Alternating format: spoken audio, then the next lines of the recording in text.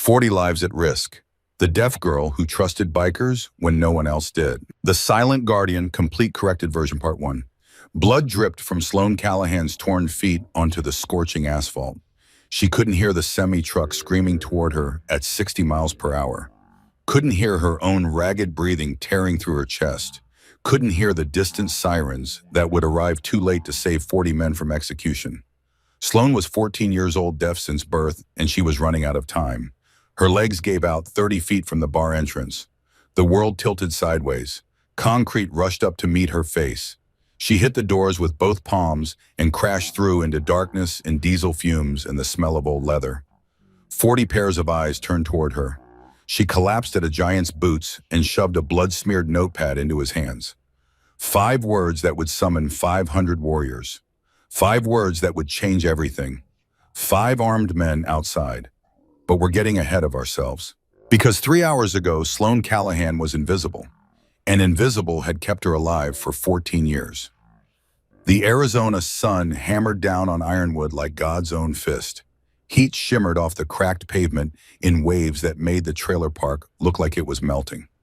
Sloane walked home from Ironwood High with her backpack hanging from one shoulder and her eyes locked on the sidewalk 3 feet ahead.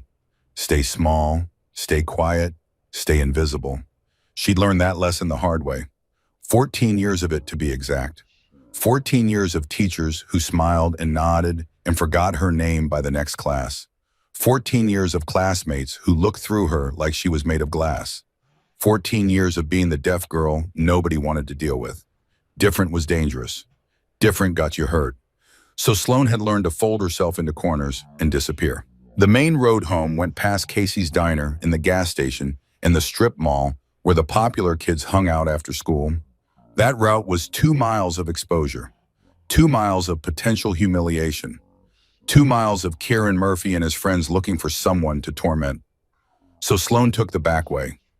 The alley behind the thrift stores was longer, hotter, and smelled like garbage baking in the sun. But it was empty, and empty was safe. She could walk here without watching her back every 3 seconds, could let her guard down just a little bit. Not today. Sloane stopped at the mouth of the alley and felt something cold slide down her spine. The hair on her arms stood up. Her breath caught in her throat. She couldn't hear anything wrong. She never could, but she could feel it in her bones. Something was off. 3 dumpsters sat along the back wall of Morrison's thrift store. Sloane pressed herself against the brick and peered around the corner. At first she saw nothing. Just heat waves and scattered trash and a black SUV parked where no vehicle should be. Then she saw them. 5 men, all wearing dark clothes despite the 110-degree heat. All moving with the kind of purpose that made Sloane's stomach drop.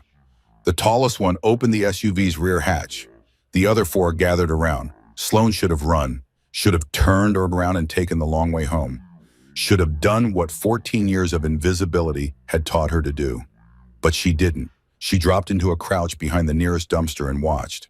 Her heart hammered against her ribs. Sweat soaked through her shirt. The metal dumpster radiated heat like a furnace, but she couldn't look away. The tall man reached into the SUV and pulled out something long and black. A rifle, then another, then another. By the time he finished and all 5 men were armed, Sloane's hand moved to her pocket, found her notepad, found the pencil she always carried. Her fingers shook so badly she almost dropped them both. She pressed the notepad against her knee and waited. The tall man checked his weapon with practiced efficiency. His mouth moved. Sloane focused on his lips with the intensity of someone reading the last page of a mystery novel. 14 years of lip reading had made her good at this. Very good. 40 of them, the man said, all packed in that bar. Another man grinned. His mouth formed words that made Sloane's blood turn to ice. We hit fast. We hit hard. Nobody walks out.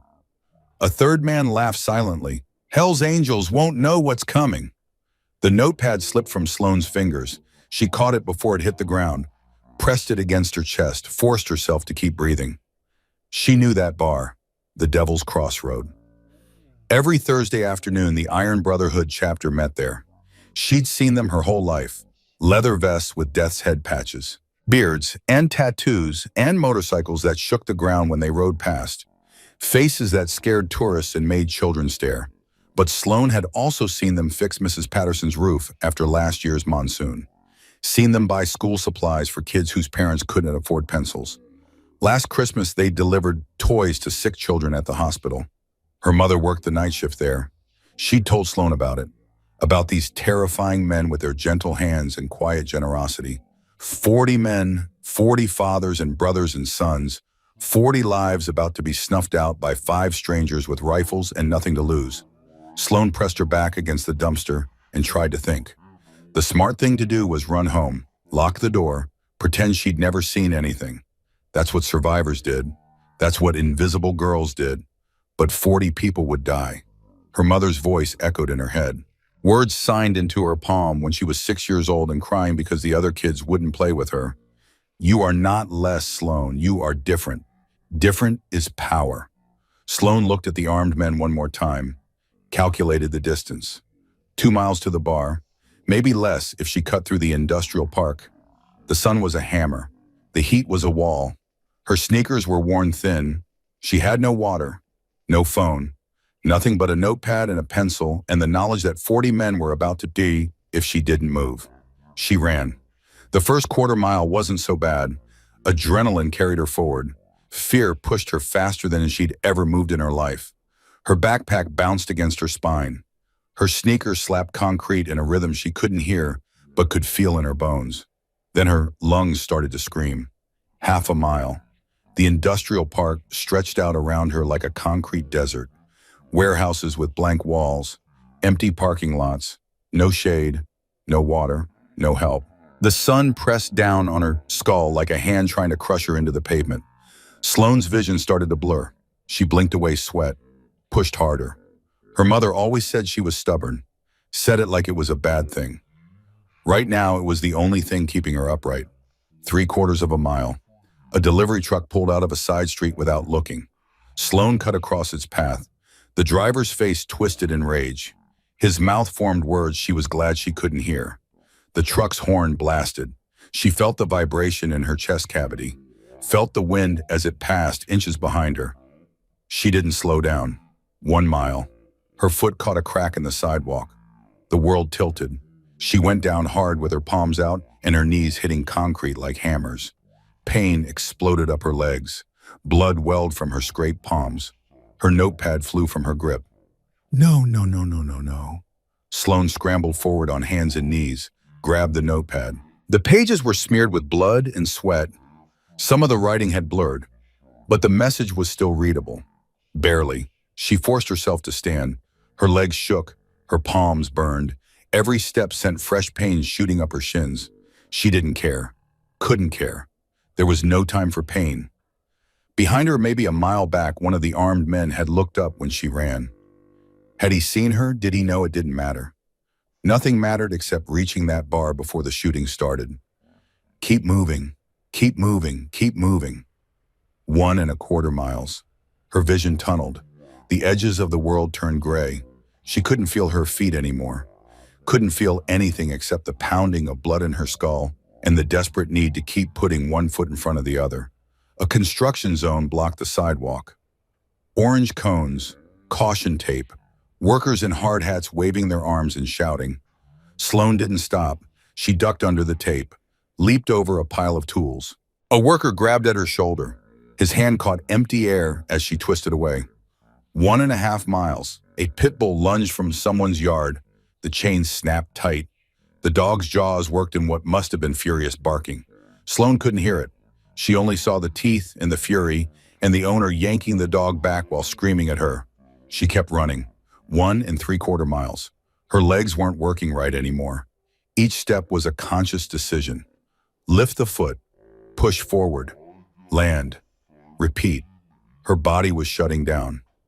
Her brain was trying to protect her by making her stop, by making her lie down and rest. She couldn't stop, wouldn't stop.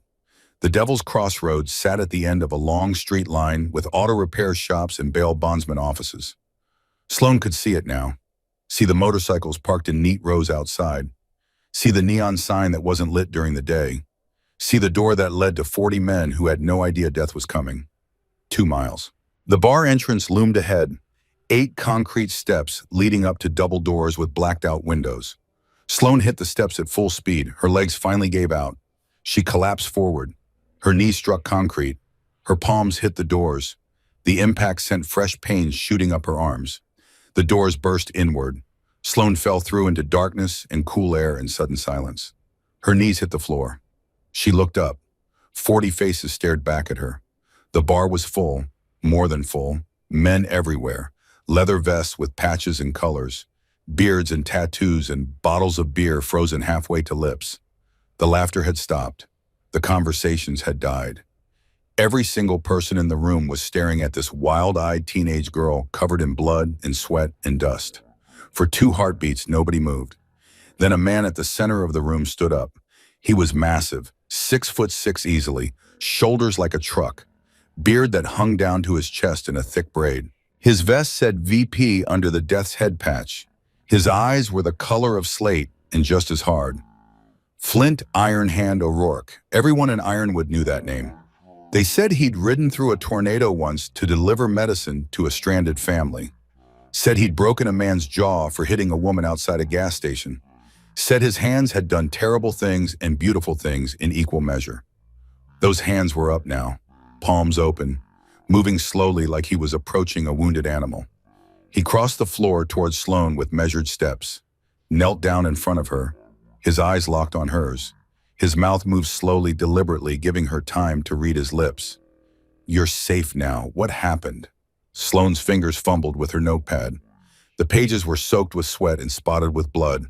Her handwriting looked like a child's, but it was readable. Barely. She ripped out the page and shoved it against Flint's chest. He caught it, read it. His face changed. The warmth disappeared like someone flipping a switch. Something cold and hard took over. A warrior's face. A killer's face. He looked back at Sloane. His lips moved carefully. "How many guns?" Sloane held up 5 fingers. Flint's jaw locked. He turned to the room and barked something she couldn't hear. The bar exploded into controlled chaos. Chairs flew back. Boots hit the floor. Men who'd been laughing 3 seconds ago transformed into something else entirely. Focused. Sharp. Dangerous. No panic. No screaming. Just 40 men who'd survived enough bad days to know exactly what to do when the next one arrived. 2 angels moved to the windows. 3 covered the exits. Others pulled out phones, made calls, exchanged looks that carried whole conversations. Someone grabbed a shotgun from behind the bar. Someone else locked the front door. Sloane pressed herself against the wall. Her heart slammed against her ribs so hard she thought it might break through. Her legs were trembling. Her vision was still gray around the edges. She'd made it. She'd actually made it. Now she just had to hope it wasn't too late. Flint turned back to her. His hands moved. Sign language. Perfect fluid sign language. "You safe. Stay here. We handle." Sloane froze. This man, this giant, terrifying legend, knew how to sign. Her face must have shown her shock because Flint almost smiled. Almost. "My sister," he mouthed, tapping his ear. "Deaf. Learned when I was 8. Before Sloane could respond, he pointed at the bar counter. "Behind there. Get low. Don't move until I come get you." Sloane nodded, scrambled behind the counter on hands and knees, pressed her back against the wood, pulled her knees to her chest, tried to stop shaking. Through a gap between bottles of whiskey and vodka, she could see the angels preparing for war. A younger man dropped into a crouch next to Flint. Patchy beard, quick eyes. Vest said Talon under a falcon patch. His mouth moved fast. Sloane caught fragments through the gap. Black SUV, circling the lot, California plates, 5 guys, rifles, at least 3 visible. Flint nodded once. "Call the sheriff." Talon already had his phone out. "You want me to tell them we didn't start this? Tell them we're not finishing it unless they make us. Let the law handle it if they can." Talon dialed. His lips moved too fast for Sloane to follow. She hugged her knees tighter. Her hands were still shaking. She'd faced 5 armed men with more courage than she felt right now. A hand touched her shoulder. Sloane spun so fast she almost screamed. An older man knelt beside her. Gray beard, face like cracked leather, eyes that had seen things most people couldn't imagine. His vest said ash under a skull patch that looked like it had been burned into the leather. He didn't speak. His hands moved instead. Perfect fluid sign language, just like Flint's. You are brave. You did right. Breathe. Sloane's eyes burned. She'd spent 14 years begging people to learn. Teachers gave up after a week. Classmates never tried. The school counselor smiled and nodded and forgot her the second she left the room. But this stranger, this biker with scars on his knuckles and pain carved into his face, signed like he'd been doing it his whole life. Her hands moved shakily. How Ash's expression flickered. Old grief surfaced like a body floating up from deep water. My daughter, deaf. She would have been your age. Would have been. Sloane understood. She reached out and touched his arm.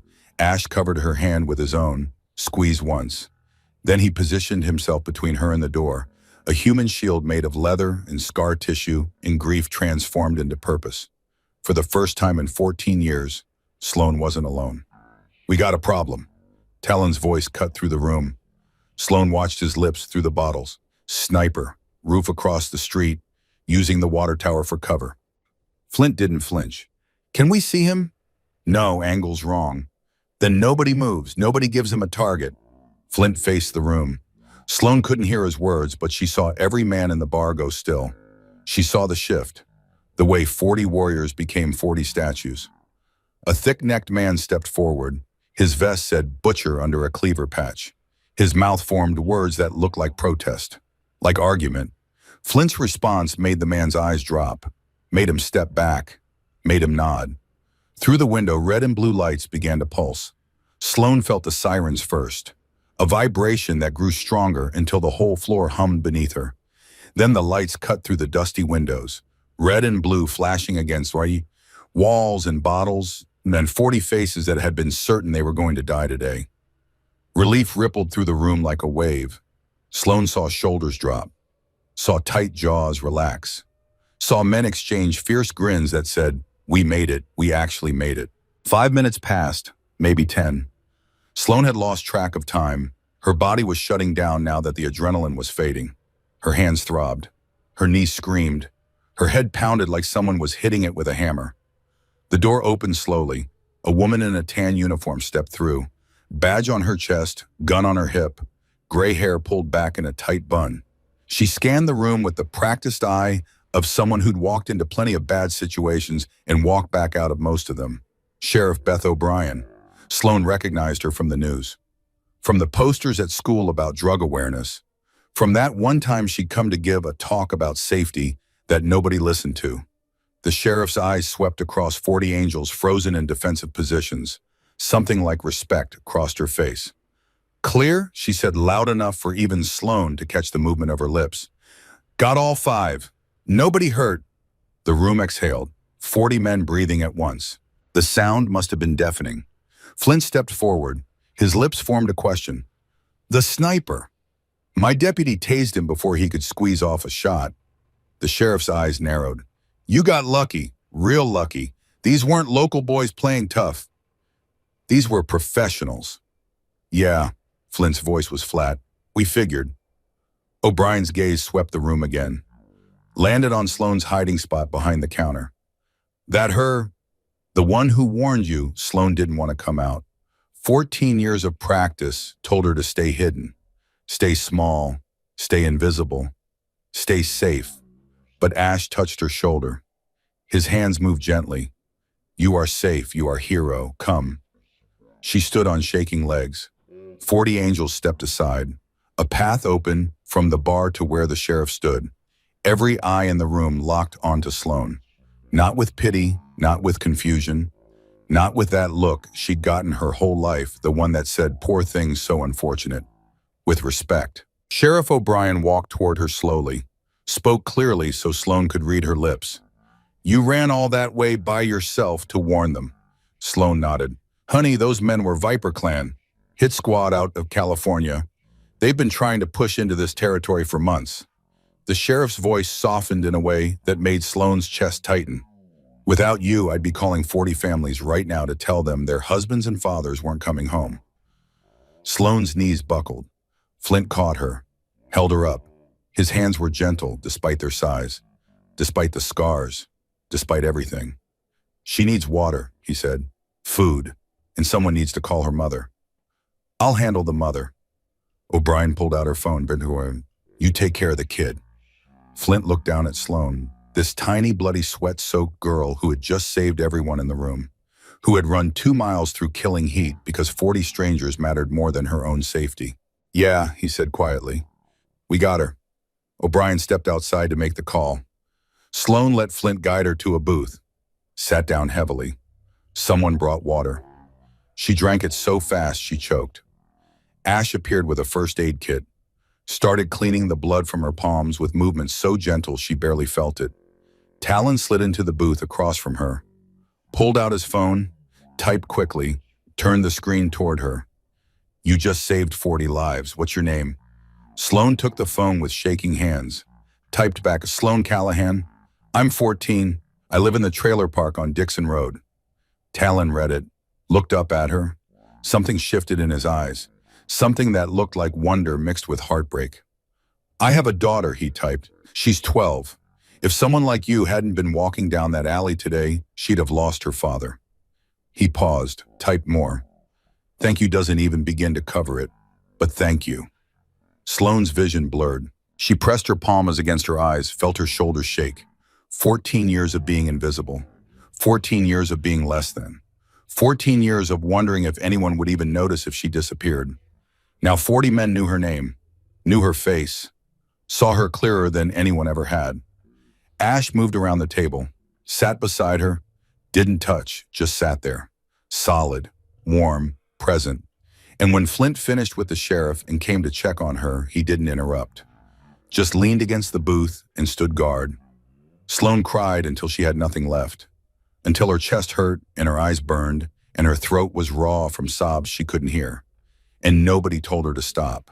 Nobody told her to pull herself together. Nobody made her feel weak.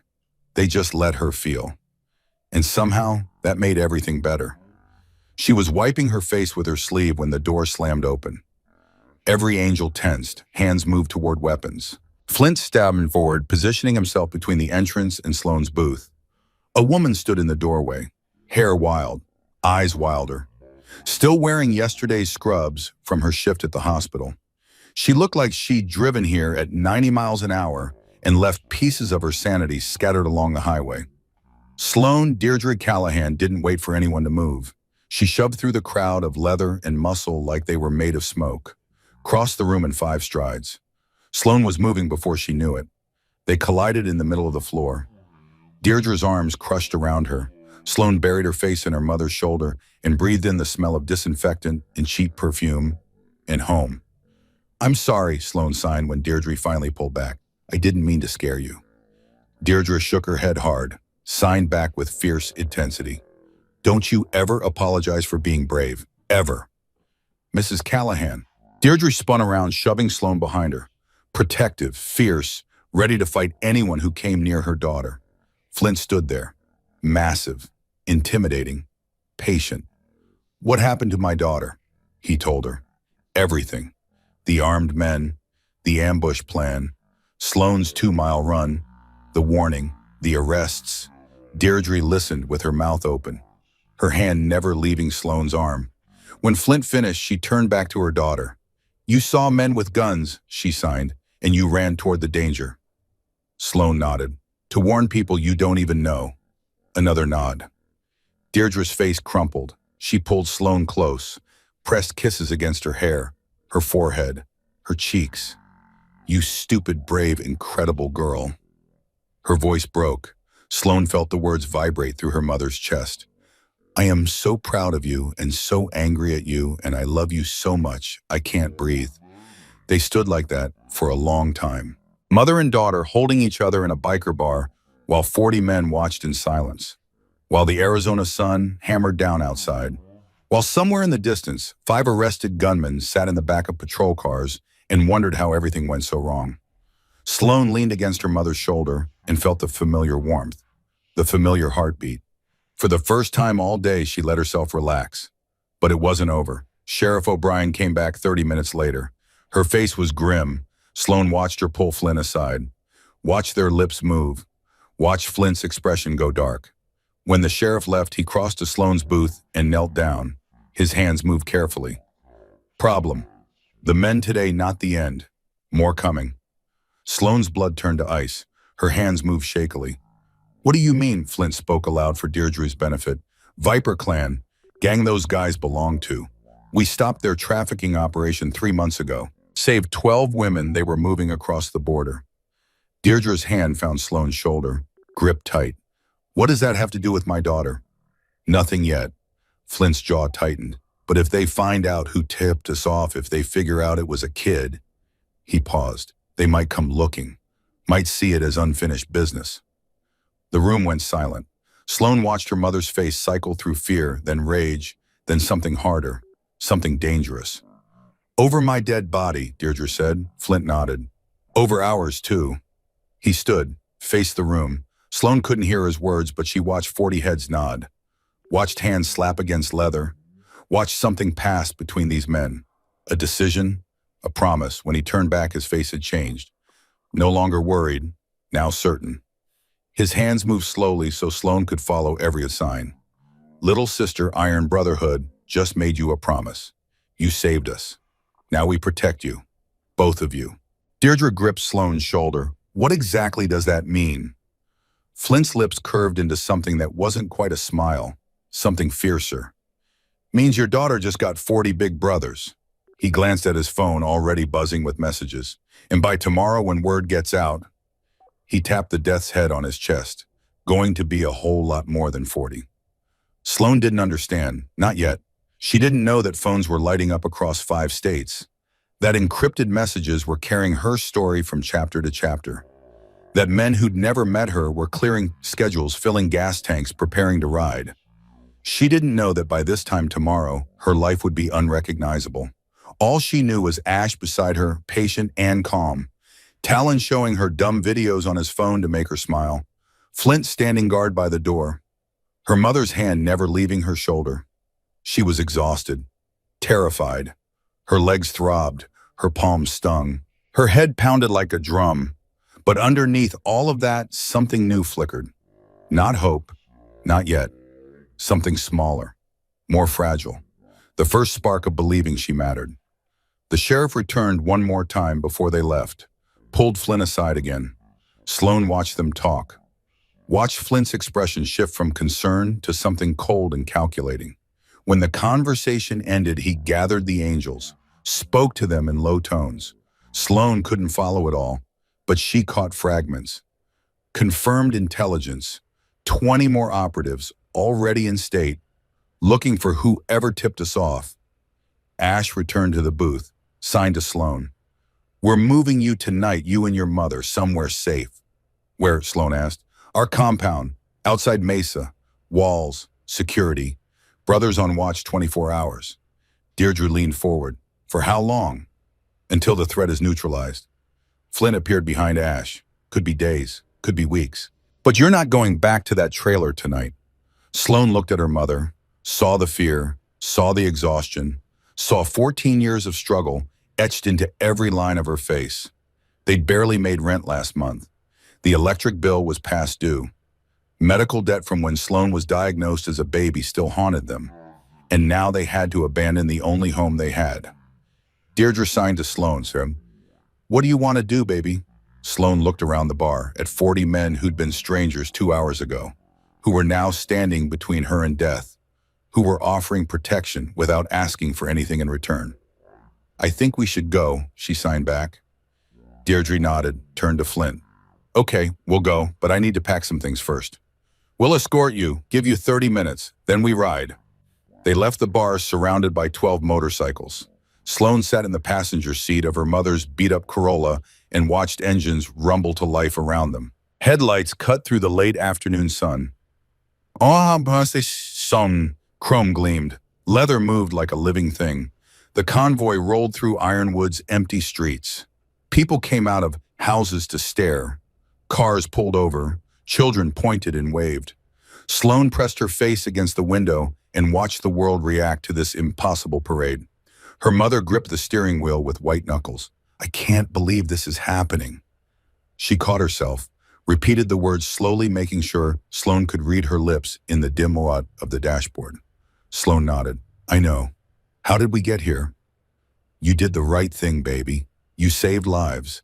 This is just, Deirdre's voice cracked. This is just the world catching up to what you did. The trailer looked smaller than Sloane remembered. Or maybe she'd just grown in the last 3 hours. Grown into someone who ran toward danger instead of away from it. Someone who mattered enough for 40 men to care whether she lived or died. The motorcycles formed a protective ring around the trailer. Engines died one by one. Men dismounted, stretched, looked around with assessing eyes that cataloged every exit, every threat, every potential problem. Sloane climbed out of the car and waited for judgment, for pity, for the barely hidden contempt she'd seen on so many faces when people realized where she lived. It didn't come. Flint walked up to the trailer, gave it a long look, nodded once. Good sightlines. One entry point, easy to watch. He turned to his men. Talon Ash, you take first shift. Butcher Falcon set up at the street. Anyone comes down this road, I want to know before they pass the mailbox. Men moved. Positions were taken. Within 5 minutes, Sloane's tiny trailer was surrounded by a wall of leather and steel and brotherhood. Inside, Sloane and Deirdre packed with shaking hands, clothes thrown into garbage bags, important documents stuffed into a backpack, photos from the refrigerator carefully wrapped in newspaper, the accumulated debris of 14 years of poverty and struggle and love. Sloane paused at her bedroom door, looked at the poster on the wall, her favorite band, the one she'd never heard but loved anyway because her mother described their music in vivid signs, the stack of books on her nightstand, the worn stuffed elephant she'd had since she was 3. We can come back, Deirdre signed from behind her. This isn't forever. But it felt like forever. It felt like the end of something and the beginning of something else. Something Sloane couldn't name yet, couldn't fully understand. She grabbed the elephant, shoved it into her backpack, turned away from the room that had been her entire world for 14 years. They left as the sun began to set. The convoy was larger now. More bikes had arrived while they were inside. Sloane counted 20, then 30, lost track somewhere around 40. Flint led the procession. Ash rode directly behind the Corolla. Talon moved ahead, scouting. The rest formed a protective shell around Sloane and Deirdre's car. They rolled out of the trailer park like a military operation. Precise, coordinated, deadly serious. Sloane pressed her face against the window and watched Ironwood disappear behind them. Watched the sun paint the desert in shades of gold and red. Watched the world transform into something strange and beautiful and terrifying all at once. Her phone buzzed, a text from an unknown number. This is Talon. Flint gave me your number. How are you holding up? Sloane typed back with shaking hands. Scared, confused, still processing. That's normal. What you did today, most people couldn't do that in a lifetime. You're allowed to be overwhelmed. Another buzz. Different number. This is Ash. Just wanted you to know we've got vehicles behind us too. Nobody's following. You're safe. Then another, and another. Names she didn't recognize. Brothers from other chapters who'd already heard the story, who wanted her to know they were coming, that she wasn't alone. By the time they reached the compound 45 minutes later, Sloane had 12 messages from 12 different angels, all saying the same thing in different ways. We've got you. You're family now. Nothing's going to hurt you. The compound rose out of the desert like a fortress. High walls, security cameras, iron gates that swung open as the convoy approached. Inside, Sloane could see more motorcycles, more men, more leather and chrome and death's head patches. Flint killed his engine first. The rest followed like a choreographed dance. Silence fell over the compound. Or what would have been silence if Sloane could hear. Instead, she felt the sudden stillness, the weight of 50 pairs of eyes turning toward their car. Deirdre helped her out, held her hand tight. Together they walked toward the main building. Toward Flint, who stood waiting with his arms crossed and his face unreadable. Welcome to Iron Brotherhood Mesa, he said slowly, clearly. For however long you need it, this is home. Sloane looked around, at the compound that looked like it could survive a siege, at the men who were already positioning themselves at strategic points, at her mother who was trying very hard not to cry. Thank you, she signed. Flint nodded. Don't thank us yet. Tomorrow's going to be a long day. What? Deirdre asked. What's happening tomorrow? Flint pulled out his phone, showed them the screen. Sloane couldn't see it clearly from this angle, but she watched her mother's eyes go wide. That's not possible. Oh, it's possible. Flint pocketed the phone. Word travels fast in our world. By tomorrow afternoon, you're going to have more protection than the president. He turned and walked toward the main building, called over his shoulder. Get some rest. Both of you. You're going to need it. Sloane stood in the center of the compound and felt the world shift beneath her feet. 48 hours ago, she'd been invisible, a ghost in her own life, unheard, unseen, unnecessary. Now she was standing in a fortress surrounded by warriors who'd dropped everything to protect her. Now phones were lighting up across 5 states with her story. Now men she'd never met were riding through the night to reach her. Deirdre squeezed her hand, signed with her free hand. You okay, baby? Sloane didn't know how to answer that. She wasn't okay. She was terrified and exhausted and overwhelmed and confused. But she was also something else, something she'd never been before. She was seen. I don't know what I am, she signed back. But I think maybe that's okay. Deirdre pulled her close, kissed the top of her head. Come on, let's find somewhere to sleep. Tomorrow we figure out what comes next. They walked toward the main building together, mother and daughter, survivors, warriors in their own right, even if they didn't know it yet. Behind them, the compound came alive. Men made calls, checked weapons, prepared defenses, got ready for whatever tomorrow would bring. And somewhere out there in the darkness, phones continued to light up. Messages continued to spread. Brothers continued to ride. By sunrise, Sloane Callahan's life would be unrecognizable. By sunset, 500 angels would have answered her call. But that was tomorrow's story. Tonight, she was just a 14-year-old girl who'd run 2 miles to save strangers, who'd collapsed at the feet of warriors and changed everything. Tonight, for the first time in her life, Sloane Callahan was home. Part 2, Sloane woke to her mother shaking her shoulder. The room was dark, too dark. For a moment, she couldn't remember where she was. Then it came flooding back. The run, the blood, the 40 men who'd almost died, the convoy through the desert, the compound. Deirdre's face was pale in the pre-dawn light filtering through the window. Her eyes were wide, not with fear exactly, with something else, something Sloane couldn't name. What's wrong? She signed, instantly alert. Her mother pointed toward the window. Sloane pushed back the curtain and her jaw dropped. The compound's main yard was filled with motorcycles. Not the 50 from last night. More. So many more that they stretched from the main building and all the way to the security gates. Chrome and leather gleaming in the first light of dawn. Men everywhere. Moving between bikes. Setting up camps. Drinking coffee from thermoses. And more were coming. Sloane felt the vibration through the floor before she saw them. Engines approaching. Dozens of them. Maybe hundreds. The ground trembled like the earth itself was coming alive. Ash appeared in the doorway. His face held something Sloane had never seen there before. Pride mixed with something deeper. Something that looked almost like hope. He signed slowly. Word traveled fast. Brothers came from 3 states. More on the way. Sloane stared at the sea of motorcycles outside, at the men dismounting, stretching, looking toward the main building where she and her mother had slept. Every face turned their direction with expressions of respect and curiosity. Her hands moved shakily. How many Ash's weathered face creased into something that might have been a smile. So far, 112. By tonight, he paused, let the weight of it settle. We're expecting 500. 500. 500 Hell's Angels coming to protect one deaf girl from Arizona. Sloane sat back on the bed and tried to remember how to breathe. The morning passed in a blur that felt like drowning in slow motion.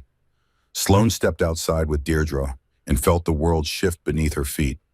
The Arizona sun was already climbing, heat building, but she barely noticed. Her eyes moved across chrome and leather that had transformed the compound into something unrecognizable. Men everywhere, motorcycles everywhere, patches from chapters she'd never heard of.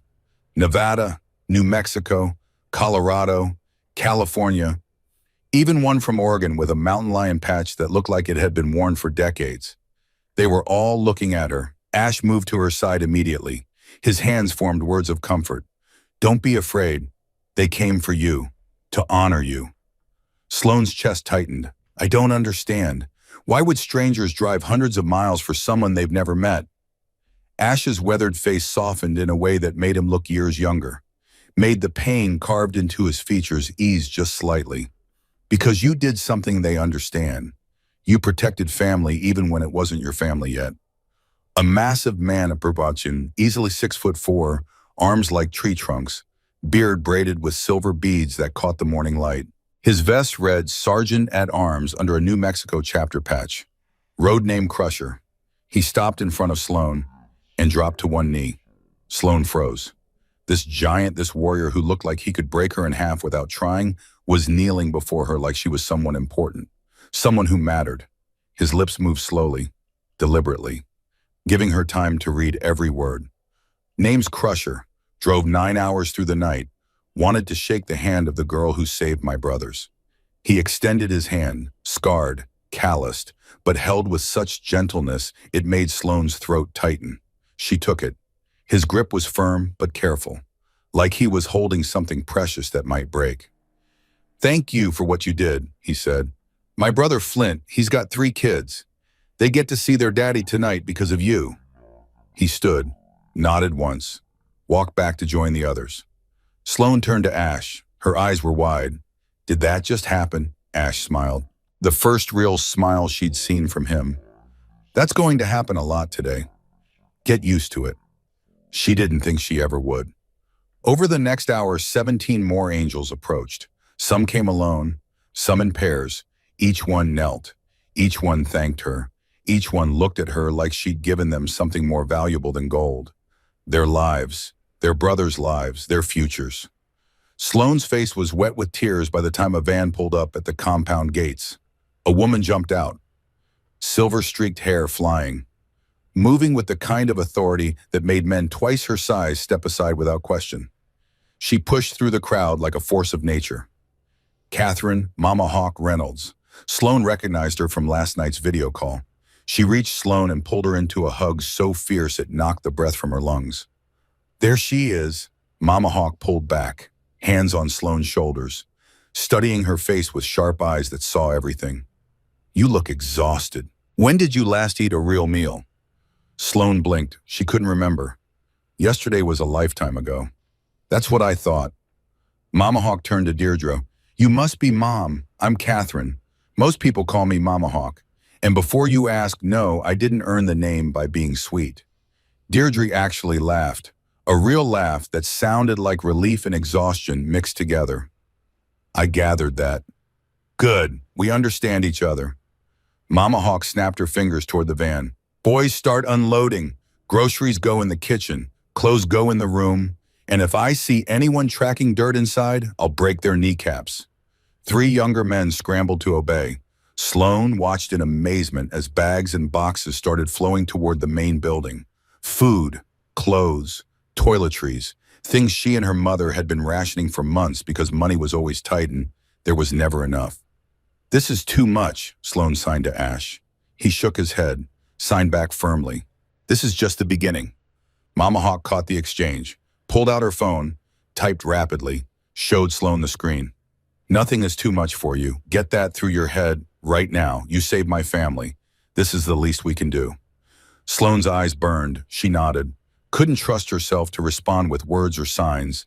Just nodded and let Mama Hawk pull her toward the main building where breakfast smells were already wafting through open windows. The kitchen was chaos. Good chaos. Mama Hawk moved through it like a general commanding troops. Eggs sizzling on multiple stoves. Coffee brewing strong enough to wake the dead. Fresh fruit being sliced. Bacon crackling. Toast popping. Sloane sat at a long table with Deirdre beside her. Mama Hawk filled their plates until they overflowed. Set glasses of orange juice in front of them. Stood there with arms crossed until they both started eating. Both of you, she said, speaking clearly for Sloane's benefit. You're going to need your strength today. Deirdre lowered her fork. What's happening today? Mama Hawk glanced toward the window, toward the sea of motorcycles and leather and men who kept arriving in a steady stream. Today the world finds out what your daughter did. Around 11 o'clock, the mood in the compound shifted. Sloane felt it before she understood it. That ripple of tension that transformed relaxed men into warriors in the space between heartbeats. A commotion near the main gates. Raised voices. Movement that looked coordinated but urgent. Flint strode across the compound with his phone pressed to his ear. His face was set in hard lines. Ash appeared at Sloane's side. Signed quickly. "Stay here, let us handle this." But Sloane could see through the windows, could see a patrol car pulled up outside the gates, could see Deputy Garrett pushing against the wall of angels blocking his entry. His face was red, mouth moving fast in what looked like anger. Flint reached the gates, stepped through. The angels parted for him, but stayed close. Ready. Sloane couldn't hear the conversation, but she watched it unfold through body language and lip movements. "This is harassment," Garrett was saying. "You can't just block a public road." "We're not blocking anything." Flint's voice was calm, cold as stone. "Every bike is legally parked. Every man has a right to behavior. You want to check registrations? You're welcome to try. Gonna take you about 6 hours." "That girl," Garrett pointed toward the main building, toward where Sloane stood watching. "I need to question her again. Her story doesn't add up." "Her story saved 40 lives. What part of that doesn't add up?" "She just happened to be in the right place at the right time to see professional hitmen setting up an ambush. That's convenient." Flint stepped closer, somehow seemed to grow larger. "She was walking home from school, Deputy. Same route she takes every day. The only thing convenient here is you showing up to harass a 14-year-old girl who did your job for you." Garrett's hand moved toward his holster. 50 angels shifted, not threatening, just present, just reminding the deputy that he was outnumbered 50-1, and those weren't good odds for anyone. "This isn't over," Garrett said. "Yeah, it is." A new voice cut through, female, sharp. Mama Hawk walked toward the gates with her phone in hand. "I've got Sheriff O'Brien on the line. She wants to know why you're here when she specifically ordered you to stay away from this compound." Garrett's face went pale. "I'm just doing my job." "Your job is protecting people. That girl protected people. Where were you yesterday when she was running 2 miles to warn 40 men about an ambush?" Mama Hawk's voice dropped to something dangerous. "Where were you when she collapsed, bleeding through those bar doors?" She stepped closer, somehow made the deputy look small despite being half his size. "Walk away, Deputy Garrett. Walk away before Sheriff O'Brien decides to investigate exactly why you're so interested in discrediting the one witness who can put those shooters away for life." For a long moment, nobody moved. The compound held its breath. Then Garrett turned, walked back to his patrol car, slammed the door, drove away in a spray of gravel. Mama Hawk watched him go, turned to the assembled angels. "Someone get eyes on that deputy.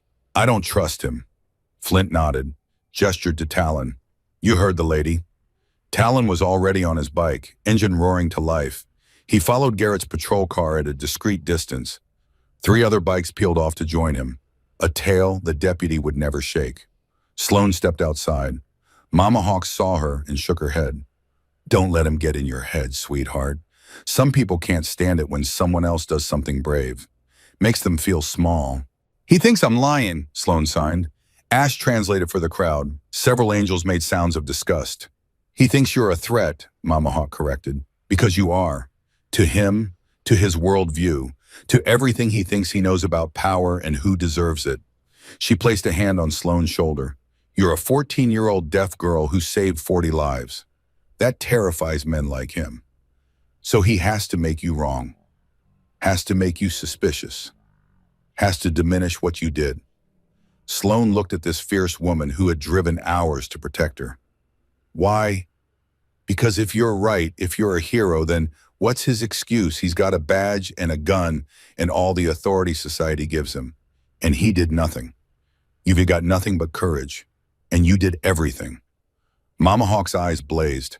"That's why we're here, baby girl. All of us. Because we recognize real strength when we see it." The afternoon brought another convoy. Sloane heard it first through vibrations, felt it in her bones before she saw it. 3 black SUVs rolling through the compound gates with government plates and tinted windows. Federal agents, 50 angels moved into defensive positions without being told, hands near weapons, eyes sharp, ready. Flint stepped forward, positioned himself between the SUVs and the main building, between the unknown and the girl they'd sworn to protect. The lead vehicle stopped. Door opened. A man stepped out. Tall, sharp-featured, eyes that cataloged everything in 3 seconds. He held up credentials. Special Agent Marcus Mitchell, FBI. I need to speak with Sloane Callahan. She's 14, Flint said, voice flat. Whatever you've got to say, you say it in front of her mother and her lawyer. She doesn't have a lawyer. She does now. A woman emerged from the crowd, mid-50s, silver hair pulled back severe, power suit that looked out of place among leather and denim. Patricia Vance. I've represented Iron Brotherhood for 12 years. Miss Callahan is my client as of right now. Mitchell studied her, nodded slowly. Fair enough. Can we talk inside? They moved to a conference room off the main hall. Long table, chairs that had seen better days, maps of Arizona tacked to walls. Sloane sat between Deirdre and Patricia. Ash stood behind her. Flint leaned against the door. Mitchell sat across from them with 2 other agents flanking him. He spread documents across the table. Photos, maps, names. Things that made Sloane's stomach drop. Viper Clan isn't just a gang, Mitchell began, speaking slowly enough for Sloane to follow his lips. They're a cartel operation. Drugs, weapons, human trafficking. We've been building a case against them for 3 years. Deirdre leaned forward. What does this have to do with my daughter? Mitchell pointed to a map. Red lines showing routes through Arizona, through New Mexico, through Texas. A web of trafficking that spanned 3 states. The Angels control key territory here. He tapped to the map. Territory the Vipers need for their trafficking routes. Wiping out Iron Brotherhood would have opened a corridor from California to Texas, worth about $50 million annually. Sloane felt sick. All those women, all those children, moved through the desert like cargo, like things instead of people. Your daughter didn't just save 40 bikers, Mitchell continued. She disrupted a major trafficking operation. The Vipers are furious and scared. If word gets out that a 14-year-old deaf girl took down their hit squad, they look weak. Patricia spoke up. So they put a bounty on her head. Mitchell met her eyes. $200,000. The room went cold. Deirdre made a sound like she'd been punched, grabbed Sloane's hand and wouldn't let go. Flint's face hardened into something that looked carved from stone. Ash's hands moved, signing to Sloane. How do we stop them? Mitchell understood sign language. Sloane saw recognition flicker in his eyes. He responded with words and basic signs together. That's why I'm here. We have an opportunity. He pulled out another document. Viper leadership is gathering tomorrow. Phoenix. There's a memorial service for the women we rescued 3 months ago. Community event. Lots of people. Lots of media. Flint straightened. You want to use Sloane as bait. I want to give the Vipers what they're looking for. A target. Out in the open. Visible. Vulnerable. Mitchell's eyes moved to Sloane. But she won't actually be vulnerable. Full tactical team, coordinated with local law enforcement. Snipers on every rooftop, agents in the crowd. The moment they make a move, we take them down. Deirdre shot to her feet. Absolutely not. You are not using my daughter as bait. Mrs. Callahan. Mitchell's voice softened. She's 14. She's already been through hell. I understand your concern. But this is our best chance to end the threat permanently. To take down the entire organization in one operation. And if something goes wrong, Mitchell met her eyes, didn't flinch. Then every agent on that team will die protecting her. I give you my word. Silence stretched across the table. Heavy, oppressive. Sloane looked at her mother's face, saw terror there, saw love, saw 14 years of protecting her daughter from a world that didn't understand her. But Sloane also saw the map, saw the trafficking routes, saw the photos of the 12 women they'd rescued, saw the names of the ones they hadn't saved in time. She pulled out her phone, typed slowly. If I hide, they'll keep looking, they'll keep hunting. I can't live my life afraid. And I can't let other people die because I'm too scared to help stop this. She turned the phone toward her mother. Deirdre read it, her face crumpled. Tears spilled down her cheeks. You're 14. You shouldn't have to make decisions like this. Sloan typed again. I know, but I already did. Yesterday when I ran toward those men. This is just the next part. She looked at Mitchell, spoke aloud. Her voice was rough, unused to forming words, but clear enough. I'll do it. Deirdre grabbed her hands, signed desperately. Sloan, please. There has to be another way. There isn't. Sloan signed back. Her hands were steady now, certain. And if I don't do this, someone else's daughter might die. Someone else's mother. I have to try. Deirdre looked at her daughter. Really looked. Saw someone she didn't quite recognize. Someone who'd grown up in the space between yesterday and today. Someone brave and reckless and impossibly strong. Okay, she whispered. Okay, but I'm going with you every step. Flint stepped forward. So are we. All of us. 500 angels will be at that memorial. Vipers want to make a move. They'll have to go through every single one of us first. Mitchell nodded. We were counting on that. The planning session lasted 3 hours. Logistics, positioning, contingency plans. Mitchell spread maps across the table, showed them the memorial plaza, the surrounding buildings, the routes in and out. Patricia took notes, asked sharp questions, challenged assumptions. Sloan absorbed what she could, watched Mitchell explain the plan, watched Flint point out potential problems, watched her mother's hands shake every time someone mentioned the word exposure.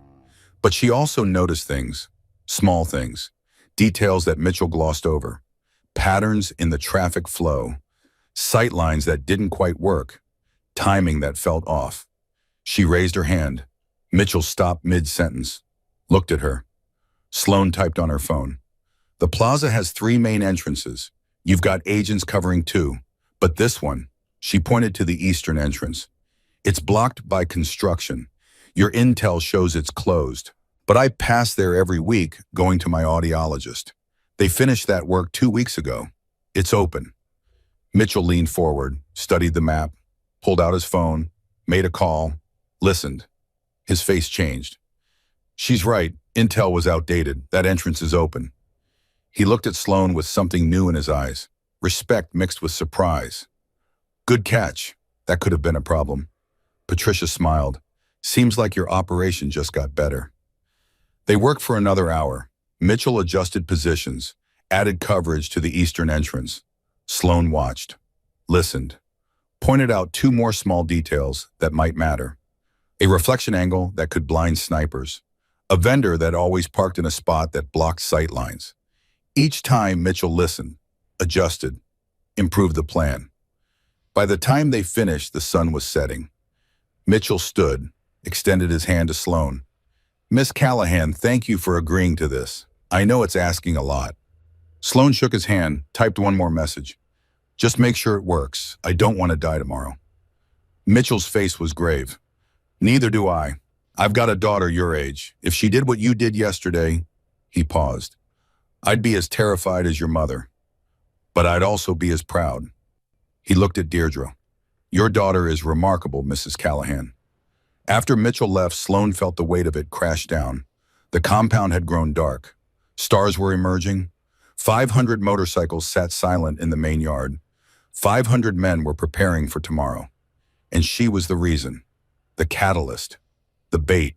She slipped outside, found a quiet spot near the compound wall, pressed her back against sun-warmed concrete, and tried to remember how to breathe. Ash found her 10 minutes later. He didn't speak, didn't sign, just sat down beside her and watched the stars emerge. His presence was solid, comforting. After a while, his hands began to move. My daughter's name was Lily.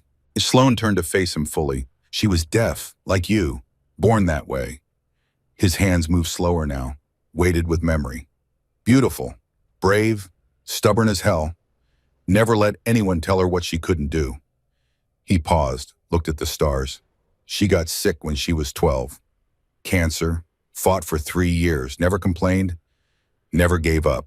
Used to joke that being deaf was her superpower because she didn't have to listen to the doctors tell her it was hopeless. Sloan's eyes filled. I'm sorry. She used to say, Ash's hands trembled slightly. She used to say that being deaf wasn't a disability. It was just a different way of experiencing the world. That she could see things hearing people missed, could read people, understand them without words. He looked at Sloan, really looked. When I saw you burst through those bar doors yesterday, bleeding and scared, but still fighting, I saw Lily. Saw my daughter coming back to me. Saw everything she could have been if she'd gotten more time. Sloan couldn't speak, couldn't sign, could only sit there as tears poured down her face. Ash pulled her into a gentle hug. You gave me something back yesterday, something I thought I'd lost forever. You gave me hope, gave me a reason to believe that courage and kindness and impossible bravery still exist in this world. He pulled back, signed with fierce intensity. I can't bring Lily back, I know that.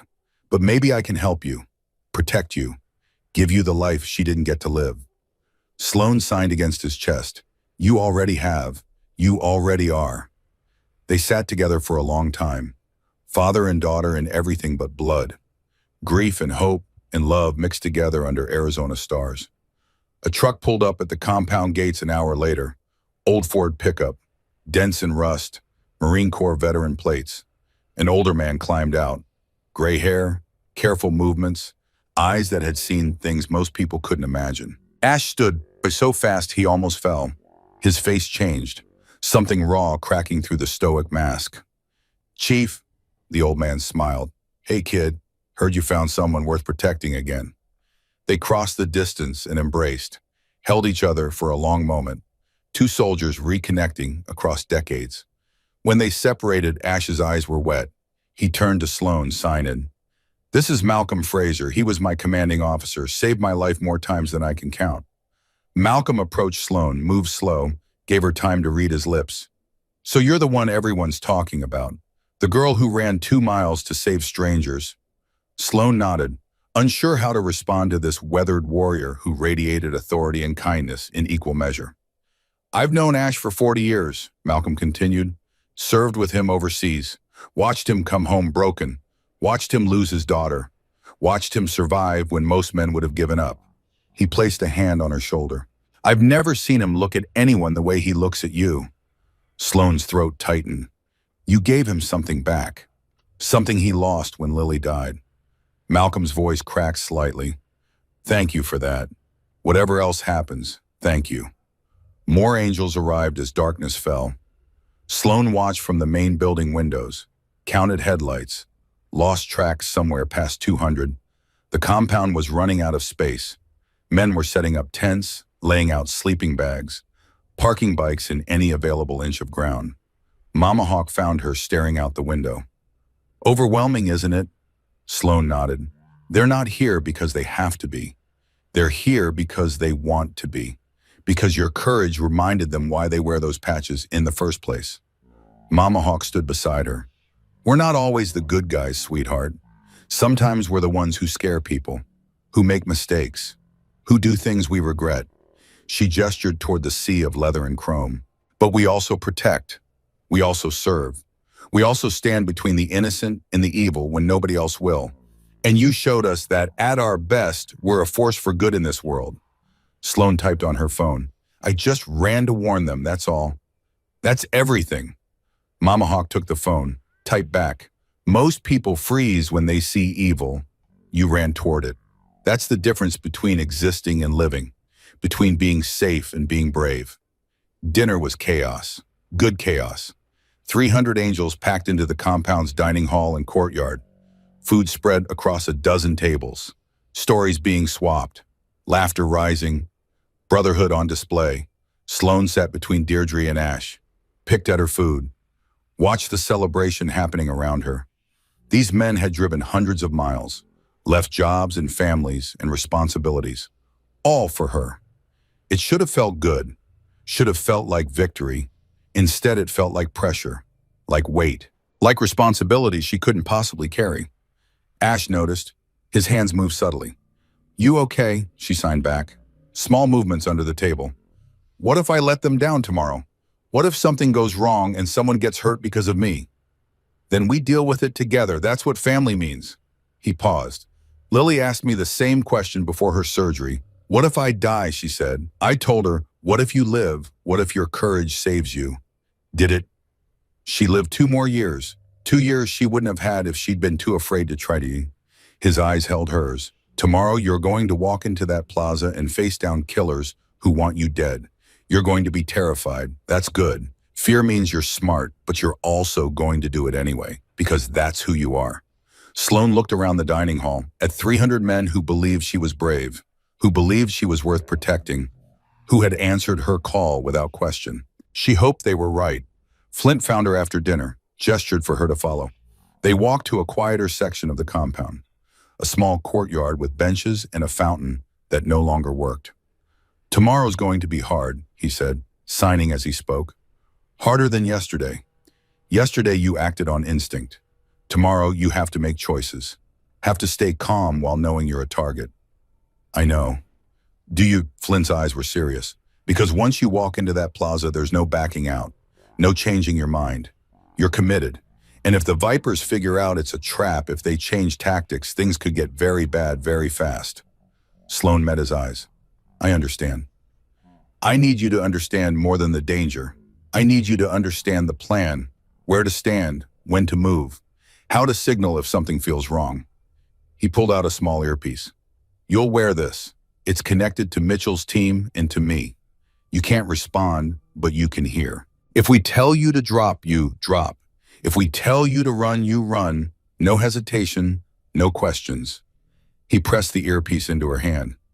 Can you do that? Sloane looked at the small device, at the technology that would connect her to forces trying to keep her alive, at the lifeline that might be the only thing standing between her and a bullet. Yes, she said aloud, I can do that. Flint studied her face, looking for doubt, for hesitation, for any sign that she might break under pressure. Whatever he saw must have satisfied him because he nodded once. Good. Get some sleep. We leave at dawn. Sleep was impossible. Sloane lay in the dark and stared at the ceiling. Listened to her mother's breathing in the next bed. Felt the vibration of 500 men moving through the compound outside. Preparing, planning, getting ready for war. Tomorrow she would stand in a public plaza surrounded by thousands of people. Tomorrow she would be bait for killers who wanted her dead. Tomorrow she might die. But tomorrow she might also save lives. Might help destroy an organization that treated human beings like cargo. Might give 12 rescued women justice and closure. Might prove that being different wasn't weakness. That being deaf wasn't disability. That being 14 and female and scared didn't mean being helpless. Sloane closed her eyes and thought about Lily, about Ash's daughter who'd fought cancer with courage and humor, who'd seen her deafness as power instead of limitation, who'd lived 2 extra years because she'd been brave enough to treat him. Tomorrow Sloane would try too. The compound came alive before sunrise. Sloane woke to vibrations, engines turning over, men moving with purpose, the organized chaos of warriors preparing for battle. Deirdre helped her dress. Black jeans, dark shirt, the tactical vest that Mitchell's team had fitted yesterday. It was heavy, uncomfortable, but it might save her life. Mama Hawk appeared with breakfast. Forced Sloane to eat even though her stomach was in knots. Stood there with arms crossed until every bite was gone. You need fuel, she said. What you're about to do requires strength, physical and mental. In the main courtyard, 500 angels were mounting up, leather gleaming, chrome catching first light, death's head patches everywhere. An army assembled for one purpose: protect the girl. Ash walked towards Sloane carrying a leather jacket, smaller than the ones the angels wore, fitted specifically for her. She could see the death's head patch on the back, see the colors, see the guardian daughter patch on the front. He stopped in front of her. His eyes were wet. His hands trembled slightly as he held out the jacket. This was Lily's, he said quietly, a voice breaking. She wore it until she got too sick. We've kept it ever since, waiting for the right person. Flint stood beside him, placed a hand on Ash's shoulder. We want you to have it. Sloane's hands shook as she took it. The leather was soft, worn, loved. She slipped her arms into the sleeves. It fit perfectly, like it had been made for her. Ash's tears fell freely now. He signed slowly. She would have loved you. She does love you wherever she is. Flint looked at the assembled angels. At 500 men ready to ride. You ready? Sloane looked at her mother, at Ash, at Mama Hawk, at the army gathered around her, at the jacket that carried a dead girl's courage. She spoke aloud, voice stronger now. I'm ready. Flint raised his fist. 500 engines roared to life. The sound must have been deafening. Sloane felt it in her chest, in her bones, in her soul. This was power. This was family. This was 500 Hell's Angels answering one deaf girl's courage. Flint's fist dropped. The convoy began to move. And Sloane Callahan, who had spent 14 years invisible, rode toward Phoenix surrounded by thunder she couldn't hear, but would never forget. Part 3, the convoy rolled through the desert like a river of steel and thunder. 500 motorcycles moving in formation, chrome catching the morning sun, leather and death's head patches everywhere. The ground trembled beneath their weight. Sloane sat in the center of it all. Deirdre drove the Corolla with white-knuckled hands. Flint led from the front. Ash rode directly behind them. Talon scouted ahead. The rest formed a protective shell that stretched for half a mile in both directions. Through the car window, Sloane watched the desert pass, watched the sun climb, watched the world transform into something beautiful and terrifying. She wore Lily's jacket, felt its weight on her shoulders like a blessing and a burden combined. The tactical vest pressed against her chest with every breath. The earpiece sat tucked in her ear, silent for now. Her phone buzzed with messages from angels she'd never met, all saying the same thing in different ways. We're with you. You're not alone. Nothing's getting through us. Deirdre glanced over, signed one-handed while keeping the other on the wheel. How are you feeling, baby? Sloane didn't know how to answer that. She was terrified and calm at the same time, ready and completely unprepared, brave and utterly certain she was about to die. I don't know, she signed back. Ask me tonight, if there was a tonight. The Phoenix Memorial Plaza sprawled across 3 city blocks in the heart of downtown. Sloane had been here once before, a school field trip years ago. It had seemed so much smaller then, just another public space with fountains and benches and pigeons. Now it looked like a battlefield waiting to happen. The convoy arrived 2 hours before the memorial service officially started. Time for FBI agents to get into position. Time for angels to blend into the crowd. Time for Sloane to remember how to breathe. Mitchell met them at a staging area 3 blocks away. A vacant office building that FBI had commandeered for the operation. Inside screens showed every angle of the plaza. Agents spoke into headsets, checked weapons, reviewed positions one more time. Sloane stood in the center of organized chaos and tried not to think about all the ways this could go wrong. Mitchell approached, signed as he spoke. Your vest is secure, she nodded, earpiece working. Another nod. Good. He pulled out a tablet, showed her a map of the plaza.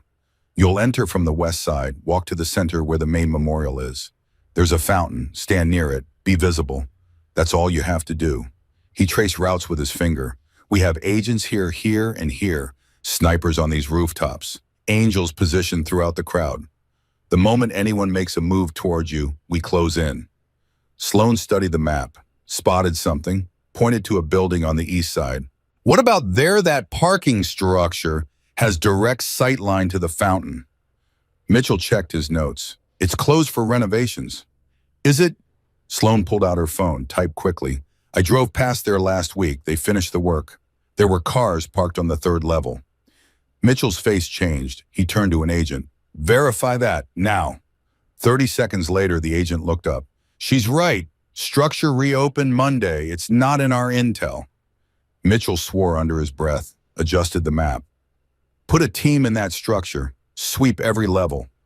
He looked at Sloane with something between respect and concern. Good eye. That could have been a problem. Flint appeared at Sloane's side. She sees things we miss. Depth perception. Different way of processing visual information. Then maybe she should be consulting on our operations instead of serving as bait. Mitchell almost smiled. Almost. You ready, Miss Callahan? Sloane looked around the command center. At screens showing the plaza filling with people, at agents checking weapons, at angels removing their patches and leather transforming into civilians, at Deirdre standing in the corner with Mama Hawk, both women trying not to fall apart. No, she said aloud, but I'm doing it anyway. The walk to the plaza felt like walking to an execution. Sloan moved through crowds that were already gathering. Families, survivors, media with cameras, community members who'd come to support the rescued women. Nobody recognized her. She was just another teenager in the crowd. Invisible again. Except this time invisibility was armor instead of weakness. Ash walked 10 feet behind her, dressed in jeans and a button-down shirt instead of leather, looking like someone's grandfather instead of a warrior. But his eyes never stopped moving, never stopped watching, protecting. Talon was somewhere to her left, Crusher to her right, 40 other angels scattered through the crowd. Invisible in plain sight. Sloan reached the fountain at the center of the plaza, positioned herself where Mitchell had indicated, visible from three sides, exposed, vulnerable, perfect bait. The earpiece crackled to life. Mitchell's voice. "We see you, all teams in position. Stay calm, you're doing great." Sloan clasped her hands together to stop them shaking. Looked around the plaza, at families gathering, at a mother with 3 young children, at survivors being interviewed by news crews, at ordinary people living ordinary lives with no idea that killers might be hunting in their midst. A woman approached. Mid-30s, dark hair, red eyes from crying. She spoke directly to Sloan, moved her lips carefully. "Are you Sloan, the girl from the news?" Sloan's heart jumped. She nodded slowly. The woman's face crumpled. She reached out, grabbed Sloan's hands. "My sister. She was one of the 12, one of the women they rescued." Tears streamed down her face. "If Iron Brotherhood hadn't stopped that convoy, if someone hadn't warned them, my sister would be dead." She pulled Sloan into a fierce hug, sobbed against her shoulder. "Thank you, thank you, thank you." More people came. Survivors who'd heard the story, family members who'd gotten their loved ones back. They surrounded Sloan, touched her, thanked her, made her the center of attention in a way that made Mitchell's voice tense in her ear. Too many people, can't see all the angles. Sloan tried to create some space, but Sloan couldn't. The crowd pressed closer, a man with tears streaming down his face, a grandmother who'd lost her granddaughter to trafficking years ago, a teenage boy who signed "thank you" with clumsy hands. Then Sloan saw him. Kieran Murphy stood at the edge of the crowd, her bully, the boy who'd made her life hell for 3 years. He looked smaller somehow, scared, like he wanted to run but couldn't make his feet move. Their eyes met. Sloan could have looked away, could have pretended not to see him, could have let the moment pass and never thought about him again. But something made her push him through the crowd, made her walk toward him while Ash's presence shifted behind her, alert and ready. Kieran flinched when she stopped in front of him. His mouth moved. "I'm sorry. I'm so sorry." Sloan pulled out her phone, typed deliberately, turned it so he could read. "You made my life miserable for 3 years. You made me feel worthless. You made me want to disappear." Kieran's face twisted. "I know. I was awful. I don't have an excuse. I was scared and angry, and I took it out on you because you were different, and I'm so sorry." Sloan kept typing. "But I'm not going to hate you. Hate is too heavy. I forgive you, Kieran, not because you deserve it, because I deserve to be free." She held the phone steady, let him read it twice, watched something break inside him, watched tears spill down his cheeks, watched him drop to his knees in the middle of the plaza while people stared. "I don't deserve that," he whispered. "I don't deserve your forgiveness."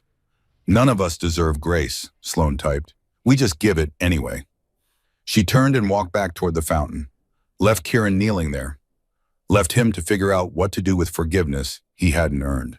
Behind her, she heard people asking if he was okay, heard Mama Hawk's voice saying something sharp and protective.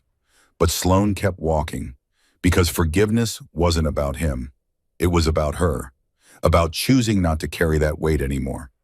Mitchell's voice crackled again. "That was risky, but beautiful. You okay?"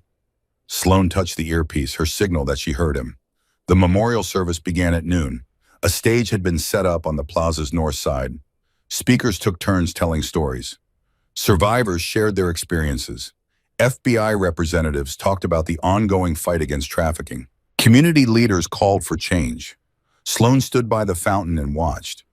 Listened through the interpreter Mitchell had positioned nearby.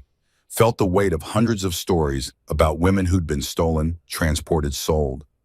Women who'd survived because someone decided their lives mattered.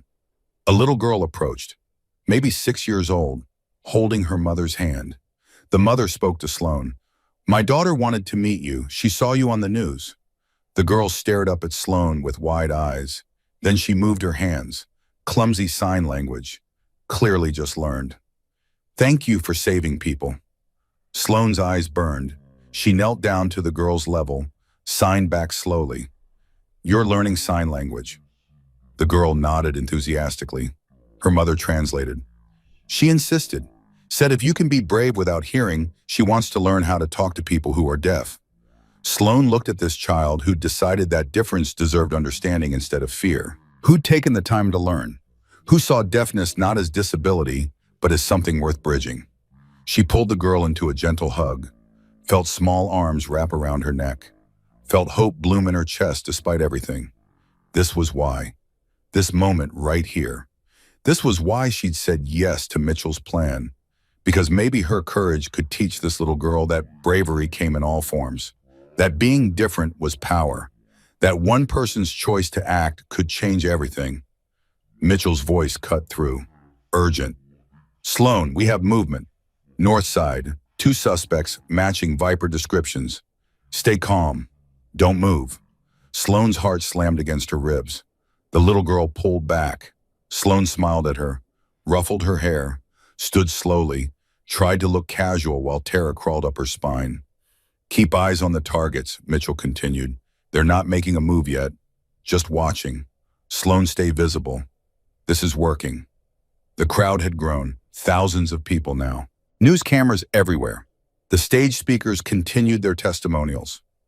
A survivor talked about being locked in a container for 6 days, about the angels who'd rescued her, about the second chance she'd been given. Sloan scanned the crowd, looking for threats, looking for anything out of place. Her deaf perception kicked in. Details hearing people might miss. A man whose body language didn't match the occasion. Tense, coiled, wrong. Another man near the east entrance, scanning faces, looking for someone, looking for her. She touched her earpiece. The signal for "I see something." Mitchell responded immediately. "What do you see?" Sloan pulled out her phone, typed while pretending to check messages. 2 more, east entrance. Guy in blue jacket and one in baseball cap. They're hunting. "We see them. Good eye. Don't engage. We've got this." But Sloan's attention caught on something else. Movement near the south side.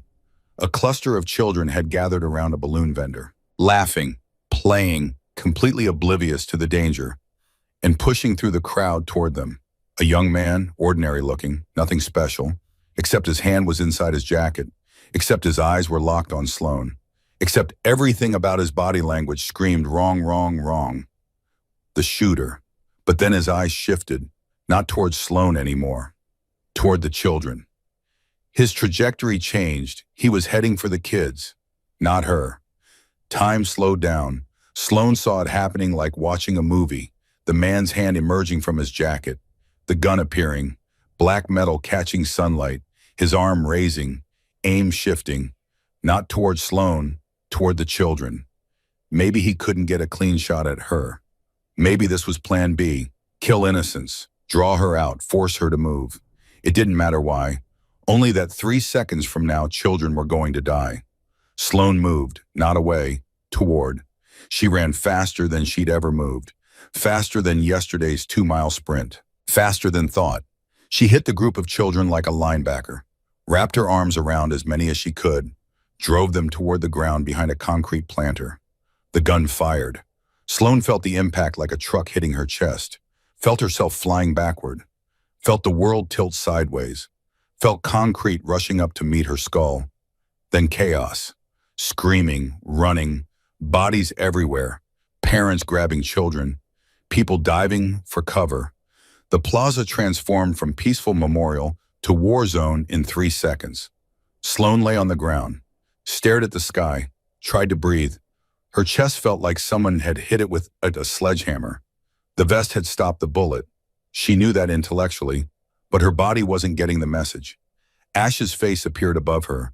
His mouth moved frantically, his hands pressed against her chest, checking for blood, for wounds, for life.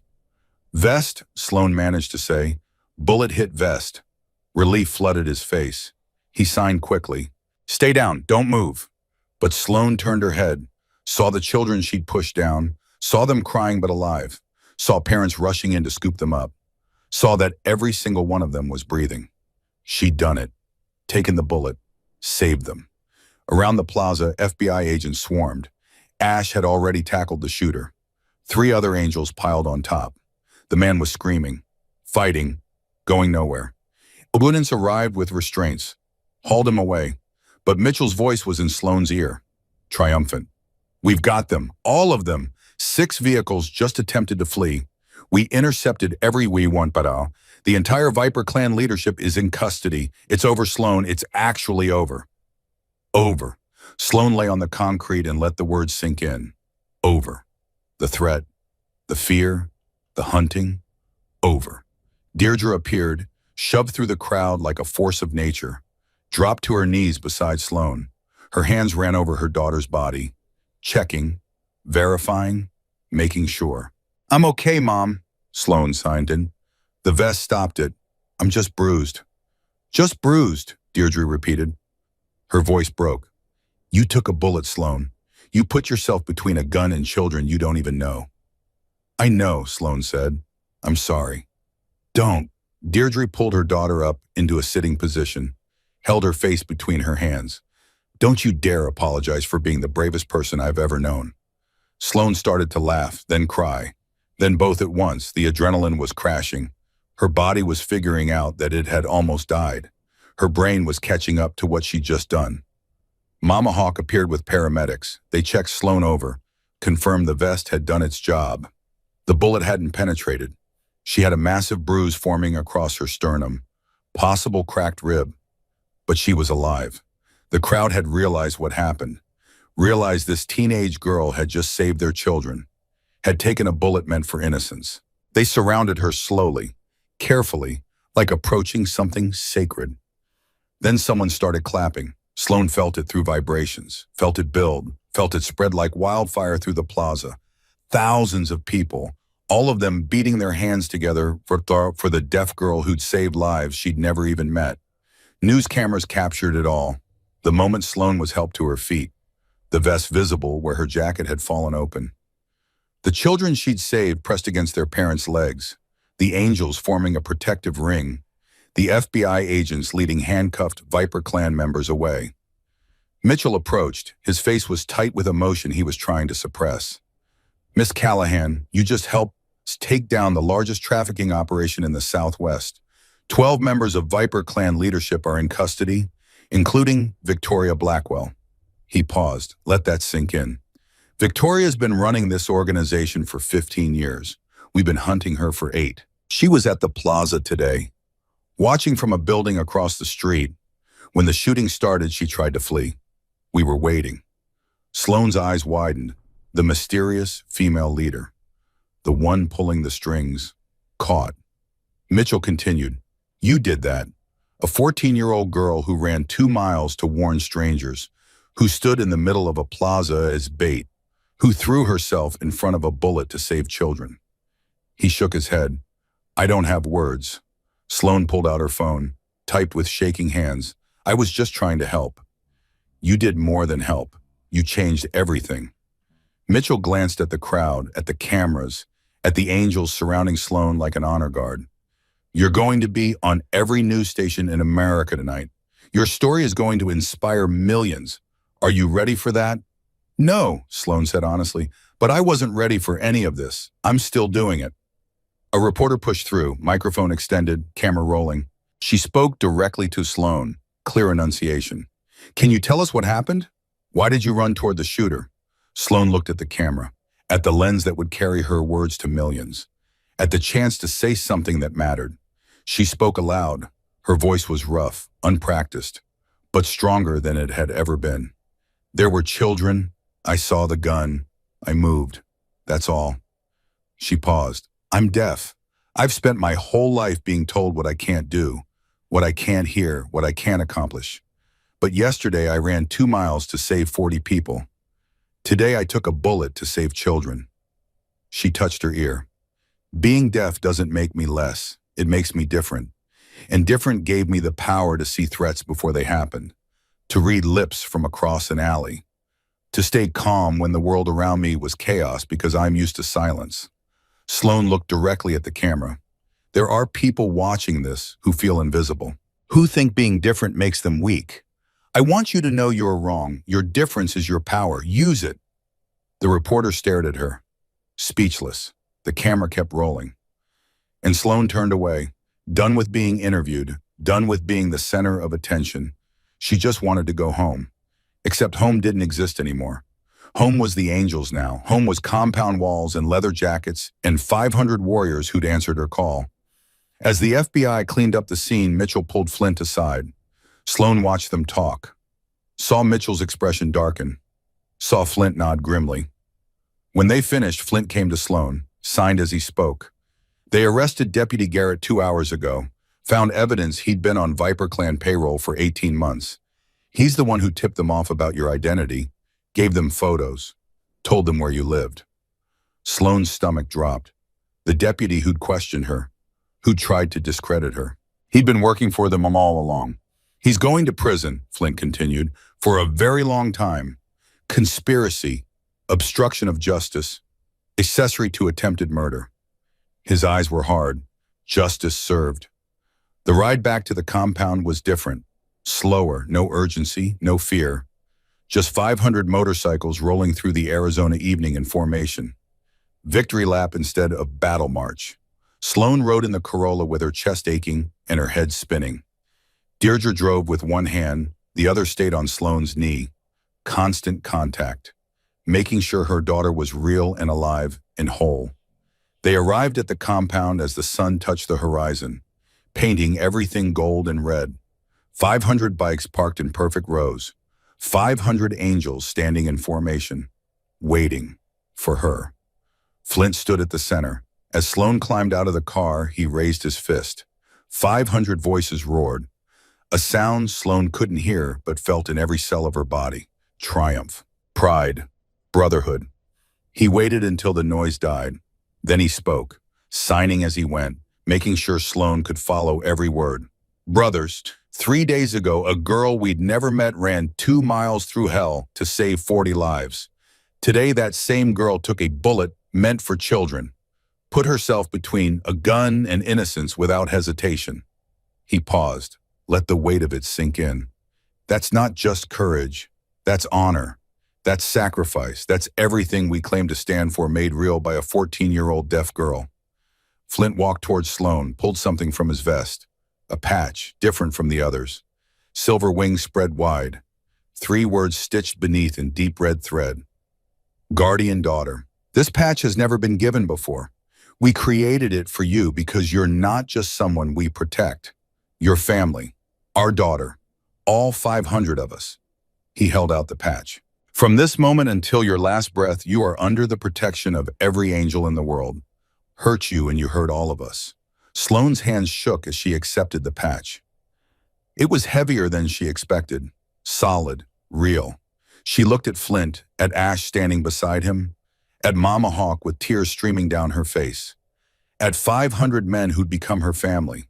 She spoke aloud so everyone could hear. I don't deserve this. You deserve more, Flint said. But it's a start. The compound erupted. 500 voices raised in celebration. 500 fists pumping the air. Sloan stood at the center wearing Lily's jacket and holding the guardian daughter patch and crying so hard she couldn't breathe. Ash pulled her into a crushing embrace. His chest shook with sobs he had been holding back for years. Thank you, he signed when he finally released her. Thank you for giving me a reason to keep going. Thank you for being the daughter I lost.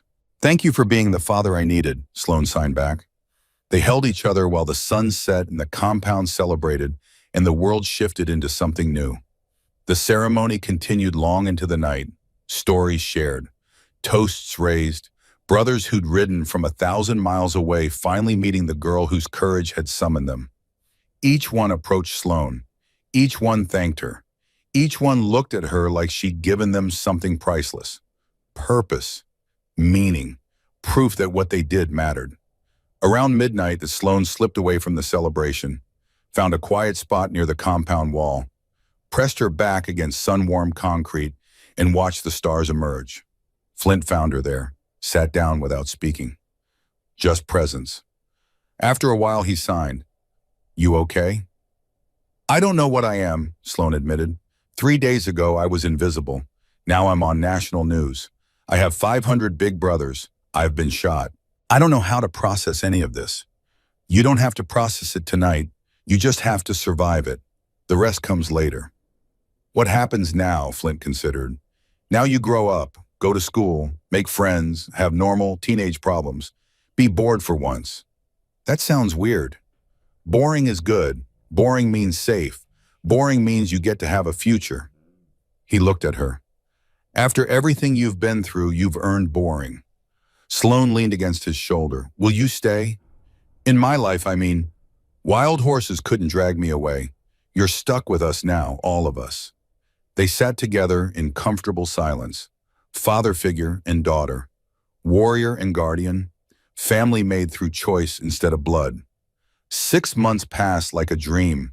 The compound became home. Not just for Sloan and Deirdre, but for both of them in different ways. Deirdre enrolled in nursing school. Angels funded it completely, paid off her medical debt, gave her a real salary as the compound's medical officer. For the first time in 14 years, she came home for dinner every night, was present, was there. Sloan went back to school, but everything was different. Kids who'd ignored her for years suddenly wanted to be her friend. Teachers actually learned sign language. The administration created a deaf awareness program. She was no longer invisible, could never be invisible again. Kieran showed up at the compound one Saturday morning. Asked to talk to Sloan. She met him at the gate with Ash standing 10 feet behind, always watching, always protecting. "I've been volunteering," Kieran said. His hands moved in clumsy sign language, clearly practiced.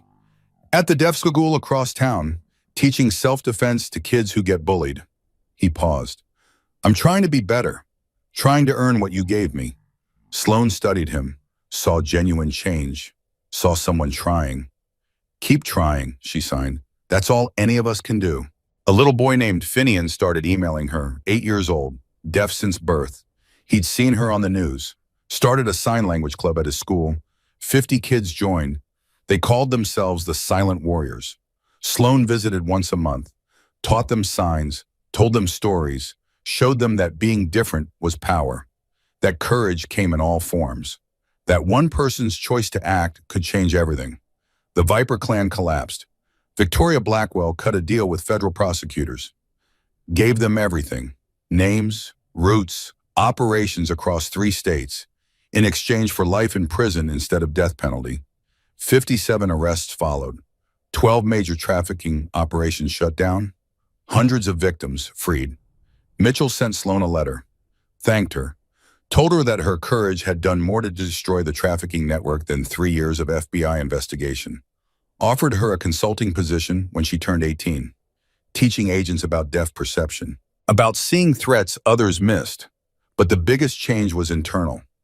Sloan looked in the mirror and saw someone different, someone brave, someone who mattered, someone who'd proven that being deaf wasn't disability. It was just a different way of experiencing the world. A different kind of power. The 1-year anniversary of her run arrived on a Thursday. The Angels threw a celebration at Devil's Crossroad Bar. The same bar where she'd collapsed bleeding and terrified. The same bar where 40 men had stared at her like she was a miracle. Now she walked in wearing Lily's jacket with the guardian daughter patch stitched proudly on the front. Walked in to cheers and applause and 500 brothers who'd become her family. A banner hung on the wall. 1 year, 40 lives saved, but underneath in smaller letters, and hundreds more because she inspired us. Flint pulled Sloan onto the makeshift stage, handed her a microphone. She looked at the crowd, at Ash in the back with tears already streaming, at Deirdre standing with Mama Hawk, at Talon and Crusher and Malcolm Fraser, at faces she knew and faces she'd never met, all here for her. She spoke. Mama Hawk signed beside her for those who needed it. A year ago, I ran 2 miles thinking I'd save 40 men. What I didn't know was I was saving myself. Her voice was stronger now, confident. I spent 14 years invisible, believing I was less, believing my deafness was weakness. But you all taught me different. She paused, let her eyes sweep the room. You taught me that courage isn't about what you can hear. It's about what you choose to see. And when you see someone in danger, you don't look away. You run toward them. Even if you're scared. Even if you're alone. Even if everyone says you can't, because being different isn't disability. She touched her ear. It's superpower, and every single person in this room is proof. Sloane's voice dropped, intimate now. We're family not because we're the same, but because when it mattered most, we showed up. We ran toward danger. We protected the weak. We proved that courage and kindness and impossible bravery still exist in this world. The room exploded in applause. Sloane felt it through vibrations, felt it in her bones, felt it in her soul. She stepped down from the stage, was immediately surrounded by hugs and handshakes and brothers who'd traveled hundreds of miles to celebrate this moment, to celebrate her. Ash found her in the chaos, pulled her aside. His hands moved slowly, deliberately. Lily would have loved you. She does love you wherever she is. You gave me back something I thought I'd lost forever. Purpose, family, hope. Sloane signed back. You gave me the same thing. They held each other. Father and daughter. Grief transformed into love. Loss transformed into family. Later that night, Sloane stood outside the bar, watched the desert stars emerge, felt the vibration of 500 engines idling, heard Deirdre's laughter from inside mixed with Mama Hawk's sharp comments, felt Ash's presence a few feet away, always watching, always protecting. A car pulled up. Malcolm Fraser climbed out, walked toward her with careful steps. Got something for you. He handed her a letter, yellowed paper, handwriting that shook with age or emotion or both. It's from me, he explained, to you, for when you need reminding. Sloane opened it carefully, read words that blurred through tears. Dear Sloane, well, by the time you read this, you'll have proven everything I'm about to say. But sometimes we forget our own strength. So here's your reminder. You are brave. You are powerful. You are exactly who you're supposed to be. Your deafness isn't limitation. It's vision. It's clarity. It's the reason you saw what others missed. The reason you moved when others froze. The reason 40 men lived and hundreds more were saved. Never forget that. Never let anyone make you feel less than. You are warrior. You are guardian. You are proof that courage has no sound. With respect and love, Malcolm Fraser. P.S. Ash would want you to know that Lily is proud. So am I. Sloane folded the letter carefully, tucked it into Lily's jacket pocket. Thank you. Thank you, Malcolm corrected. You gave an old soldier faith that the next generation knows what honor means. That's worth more than gold. He walked back to his truck, drove away into the desert night, left Sloane standing under stars with her family inside and her future stretching out like an open road. 1 year ago, she'd been invisible, a ghost in her own life, unheard, unseen, unnecessary. Now she wore a dead girl's jacket that had become her armor, carried a guardian daughter patch that meant family, had 500 brothers who'd ride through hell for her, had a mother who was finally present, had purpose and meaning and proof that her life mattered. Deirdre appeared at the doorway, signed, You coming back in? Sloane looked at the bar, at the celebration continuing inside, at the family she'd found through courage and blood and impossible choices, at the life she'd built from ashes. Yeah, she signed, I'm coming. She walked toward the light, toward the warmth, toward home, and the desert wind carried the sound of 500 engines and 500 voices and 500 hearts beating as one. For Sloane Callahan, the silent guardian, the girl who proved that courage doesn't need a voice. It just needs a heart brave enough to act. The story was over, but the life she'd earned was just beginning. And somewhere in the vast Arizona sky, a star burned a little brighter. Lily watching over her new sister, Malcolm watching over his chosen daughter, 40 men watching over the girl who saved them, Hundreds of trafficking victims watching over the teenager who'd helped set them free. Sloane Callahan walked through the door. Let it close behind her. Let the celebration surround her. Let family hold her close. She was 14 years old. She was deaf. She was a warrior. And she was finally beautifully impossibly home.